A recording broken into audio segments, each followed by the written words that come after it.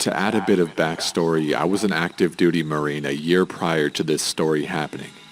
Granted, we're trained to take lives and deploy to other countries to fight.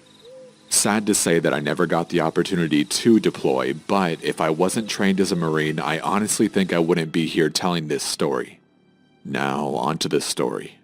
This story took place last year on a cool summer night here in Arizona.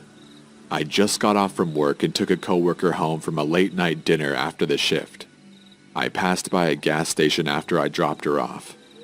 I was working 2 jobs at the time, so it was already late, around 2 a.m. I knew an energy drink would help me wake up tomorrow morning for my next job. So I was slowly pulling into this empty gas station. I noticed no other cars anywhere. That's when something caught my eye as I was pulling up in front of the entrance. There was some sort of shadowy figure that suddenly pulled up along one of the walls of the gas station. It crept along the walls, getting closer as I pulled up and turned off my car. But at the time I couldn't care less because I was tired and I figured he was just a drunk and about to ask for change or something like that. I saw the outline of his face as he pulled away from the shadows. He opened his mouth to say something, but before he could say anything, I cut him off and said, "Hey, I'll be right back, sir." He just kinda stood there and stared at me as I walked into the gas station. I wasn't even thinking about him because I was tired and just wanted to go home. I swooped up my favorite energy drink and walked up to the cashier. I paid for my drink in a matter of a minute as the cashier wasn't really in any mood to make any small talk. I pushed the entrance door open and I noticed that the man was no longer there. I was looking around for the man as I approached my car to only see him coming from the dark corner again. But something seemed off about him this time. I didn't care to stick around to see what was off about him and went to open my car door. Then I heard rapid footsteps approach from behind me. I turned around as fast as possible to make eye contact with him. He was just staring at me less than an arm's reach away. Every option suddenly ran through my head, screaming at me to just get in the damn car and slam the door. But he was already too close for me to try anything without him trying to do something. So I wanted to try and create a peaceful conversation as a desperate attempt to try to get this creep away from me. I said, "Oh, hey, it's you again. Is there something I can do for you?" His whisper had a scratchy tone to it as he said, "Gotta need change." I was actually thrilled. I was happy because I could just give this creep some money as a peaceful resolution. I said, "Sure do. Hold on, I'll dig it out for you." By the time I grabbed a fistful of change as I leaned into my car, I heard the passenger door behind me open and then I felt a handful of my hair get pulled into my driver's seat.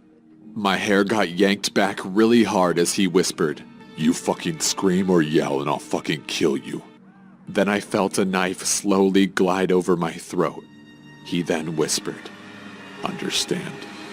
I carefully nodded up and down. He then replied, "Now we're going to New Mexico. Don't do anything stupid or I'll cover your car's interior with your blood." At the time I was thinking, fuck, this can't be fucking real. So I had to think and relax. That's one thing my commanding officer said in the Corps. The key to victory is a clear conscience and a cool head. So I asked him, "Okay, how are we doing this? You just gonna give me directions?" I then felt his grip on my hair loosen. "Good, smart kid. I hate when they beg me to let them go. Now use your GPS or whatever." His knife was still gently pressed up against 70% or so of my throat. So I told him I was slowly going to reach into my glove compartment for my GPS. Then I asked him where in New Mexico we were going. He laughed and told me to just shut up and drive. Why was he laughing now? This guy was a complete psycho. I was there driving and praying in my head for a chance to open where I would be able to fight back. I could tell that his knife was starting to get loose around my neck for every 5 minutes or so that I drove. The knife at the start of this drive was at about 70%, but now it was at around 50%. I had to make a right at the intersection. Finally, I saw an opportunity. I saw this Ford Ranger pickup truck coming down the road I was supposed to join on. In my head, I asked myself, do you really want to die a coward? Then, as I saw the Ford Ranger approach at a rapid rate, I pressed all the way down on the gas pedal. Then, boom. All I remember from all the commotion is the guy leaning back as I slid my hand under his wrist of the hand that was carrying the knife and pinned it against the steering wheel of my car. I can hear the horn blaring, attracting more attention.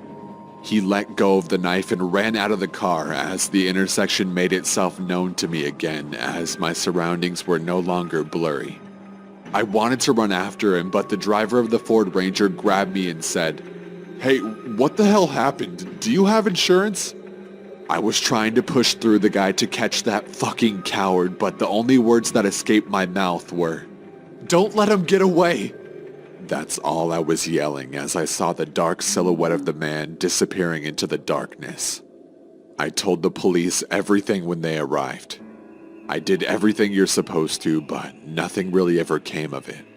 And they didn't see anyone matching my description of the man. I now carry my gun on me and a few knives, so I will never be the victim of something like this again.